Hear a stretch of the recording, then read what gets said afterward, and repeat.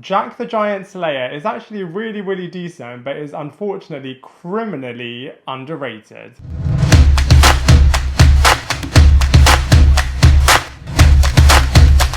Hello everybody and welcome back to my channel Lifestyle Critic. I hope you're doing well. In this video we are going to be reviewing Jack the Giant Slayer, which is a fantasy adventure movie that is a contemporary and modernized retelling of the classic fairy tale Jack and the Beanstalk. Now look, it didn't perform that well unfortunately in the box office and is absolutely slated by other movie critics, but I still think there's enjoyment to be had in this movie. I mean, sure, they definitely could have improved the premise of this movie and definitely could have improved some of the CGI visuals in this movie as well, but you know, I still think it's a bit of a fun ride and it's got excellent performances in this movie, and I'm going to be breaking it all down for you in this movie review. So this movie opens up by first introducing the audience into the legends of the giants who live up in the sky. We then come into modern day where we learn about a character called Jack who gets his hands on some magic beans, and a series of events take place and one thing leads to another and the beans go into the ground and suddenly a massive beanstalk is created which takes the princess of the area up into the sky. Jack and a group of other characters then band together and decide to climb up this giant beanstalk to try and rescue the princess, and the film then explores what's going to happen when they come face to face with these giant creatures and whether or not they're going to be friendly, whether or not they can trust the other humans within their crew, and whether or not they are actually going to survive this mission. Now from a positive point of view, this is a great new take on the very popular franchise. I mean, we obviously know the storyline of what happens in the books, and I really like how this is a bit of a new interpretation of that storyline, so you don't necessarily know what to expect, and it really does have some great surprises in store, which is really great. Speaking of which, I feel like in the final act of this movie they have a really great twist, and just when you think this movie is over, something really unexpected happens which just definitely brings a new lease of life to this movie, which is really cool. And also I really like the fact that it really examines human behavior and whether or not you can trust each other and see who is going to betray other characters. I think is really interesting. However, from a negative point of view, whilst the final act of this movie does have a really great twist in there, I definitely feel like they could have done a little bit more with the final act of this movie. And also just the pacing throughout this film definitely could have been improved a lot, as it does take quite a long time for the audience to meet the modernized particular group of characters, even meeting the giants. But you know, when they do meet them, it is really interesting, and I do feel like all of those scenes are very explosive. And so from a storyline point of view, I do feel like they could have definitely improved certain moments, but it does all in all hold up really well.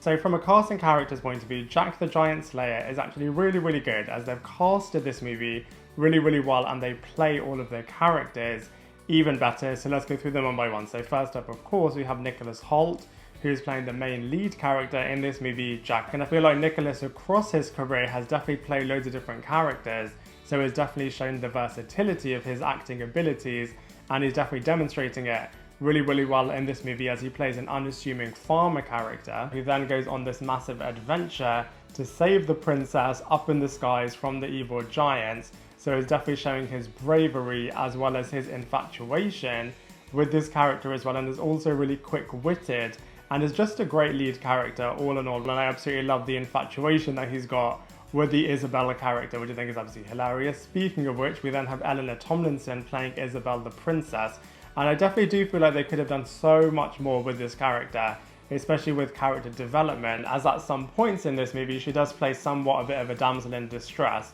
but you know, she is pretty layered at the same time and is a vast improvement to how females used to be portrayed in this type of role. We then have Ewan McShane, who is playing the king and the father character to Isabel, and obviously he wants his princess daughter rescued, so he sends all of the different other characters to go on this mission to try and find him. We then have Stanley Tucci, who is playing the somewhat villain in this movie. His character is Lord Roderick and he is the king's advisor, yet he wants to take over the kingdom, so definitely has his own malicious plans going on at the same time. His second in command is called Wick, and he definitely does do some evil things in this movie. We then have Ewan McGregor, who is playing a character called Eleanor, and he is the king's guard captain and faces off against Lord Roderick on quite a few occasions in this movie. He is definitely on Jack's team in this film, but sometimes does have his own protagonist-led storylines in this film, especially in the second half of this film. And then of course we have the giants themselves. Some of them are pretty developed as well. You do get to see the world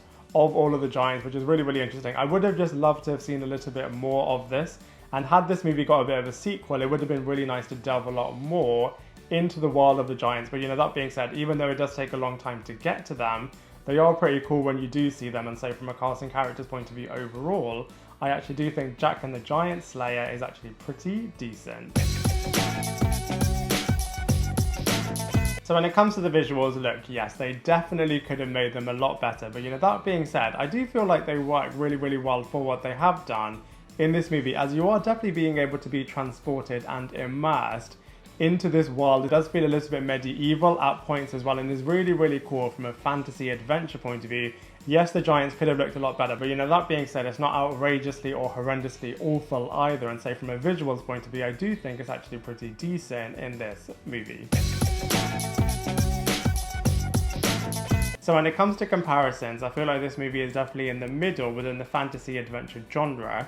So I think it's a lot stronger than Gods of Egypt and Journey 1 and 2. I don't think it's as good as Maleficent, Pirates of the Caribbean, or Oz the Great and the Powerful, and I think it's on the same level as the BFG, Wrath of the Titans, The Hobbit, Snow White and the Huntsman, Red Riding Hood, and Alice in Wonderland. So I think it's safely in the middle within the fantasy adventure genre. So overall, I understand that, you know, Jack the Giant Slayer is far from perfect, but that being said, I do still think it's an enjoyable movie, and I absolutely loved escaping into the world, and I just really, really do enjoy fantasy adventure movies, and I think this is a great entry within this genre, and it's got such a brilliant cast, really, really interesting storyline, and just a really great new take on the mythology, which I think is really, really cool. And so for all of those reasons, I'm going to give this movie a solid 6.5 out of 10. I'd love to hear what you think, so please let me know in the comment section below. Otherwise, I look forward to seeing you in my next video.